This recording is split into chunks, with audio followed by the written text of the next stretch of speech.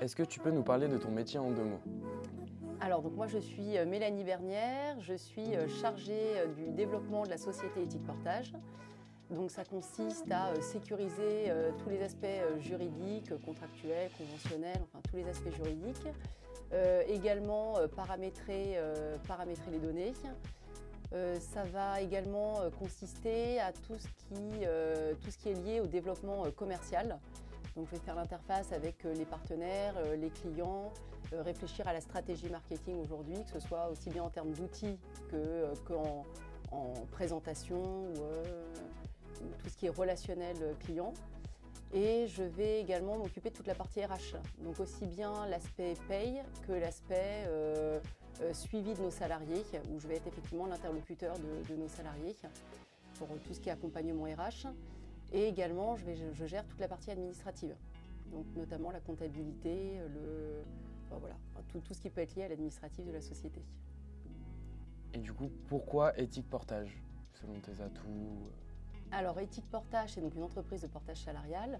Le éthique, pourquoi? Puisque vraiment, un de nos points forts, et c'est la raison pour laquelle l'Éthique Portage s'est créée, c'était vraiment ce côté transparence, puisqu'il y a toute une problématique autour des frais cachés sur les sociétés de portage ou de façons de faire qui sont quand même à la limite de la légalité, voire illégale.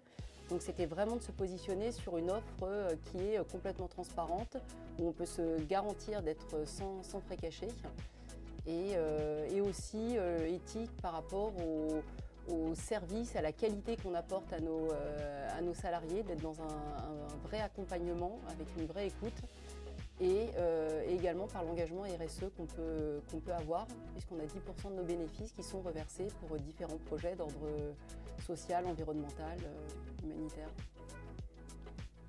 Selon toi, tu ressembles plus au lézard ou au flamant rose? Je dirais flamant rose, je trouve ça plus sympa, plus doux.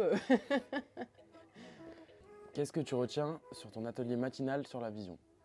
J'ai trouvé ça très intéressant parce que finalement, c'est des questions où on se dit qu'on a l'impression d'avoir déjà balayé.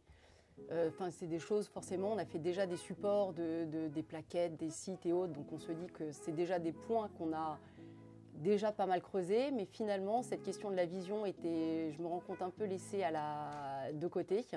On ne s'est pas posé la question de la vision. Et finalement, de partir de ce point-là, ça me fait réfléchir aussi sur comment repenser mon offre, quoi mettre en avant, et voilà. Et puis d'échanger. L'échange aussi avec les autres est intéressant. Donc oui, ça pousse à peut-être mieux se positionner et à repenser un peu ce qui a été fait.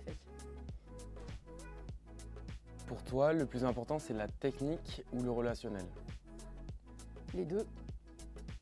Les deux à part égale, parce que je pense que la technique est importante pour le côté professionnel. Enfin, pour être professionnel, il faut maîtriser sa technique et savoir de quoi on parle. Après, ce qui fait la différence, je pense, c'est quand même l'aspect relationnel.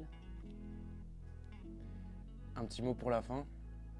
Eh bien, voilà, moi je suis très contente d'avoir pu intégrer cet atelier qui, je pense, va nous permettre de bien progresser et de prendre de la hauteur un peu par rapport à notre activité. Donc voilà, en tout cas, ça me semble très bien parti.